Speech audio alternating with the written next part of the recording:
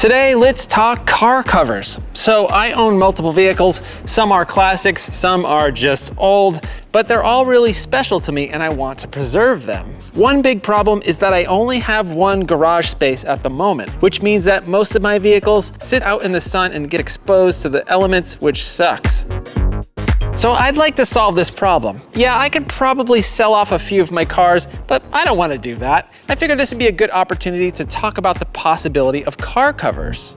So I've reached out to Sealskin Car Covers and they've agreed to send me 10 covers that will allow me to keep my collection cleaner than it has been. So thanks so much to Sealskin for sponsoring this video. But first, let's talk about why you might want to use a car cover in the first place. Number one, the main reason you'd probably want to use a car cover is quite obviously you don't have covered parking. Parking in a garage is the best way to keep the paint and interior of your car from getting sun damaged and protecting it from dirt, debris, scratches, bird poop, rain, and snow. But if covered parking is not an option for you, a car cover is likely the way to go. You may also want to consider a car cover if you're forced to park under a tree. Sap and bird poop, that's not really all that great for your paint. Number three, you might want to consider a car cover if you live in a dusty area. That's kind of what I have to deal with here. Yeah, this is, it's kind of gross.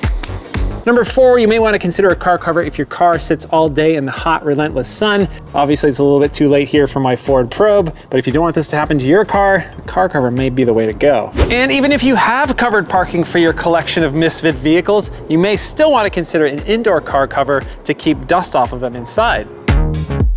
Okay, so when should you not use a car cover? If you're unable to wash and wax your car before you cover it, then I would definitely recommend do not use a car cover because any little bit of dirt that gets trapped under that cover has the potential of scratching the paint if the car cover should move around a little bit. It's important that you have a very clean and very dry car before you use a car cover. So let's go ahead and clean all of my vehicles and try these things out.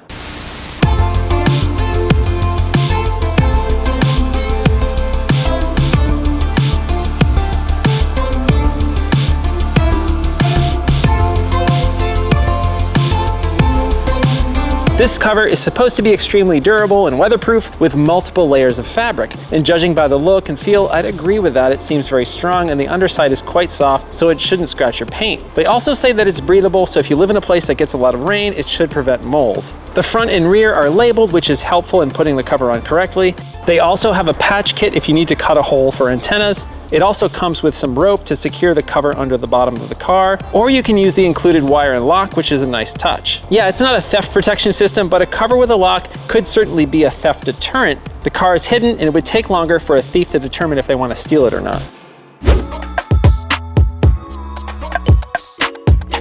Overall, these car covers look really nice. I've had some terrible, crappy car covers over the years, so I'm glad to finally have some good ones now.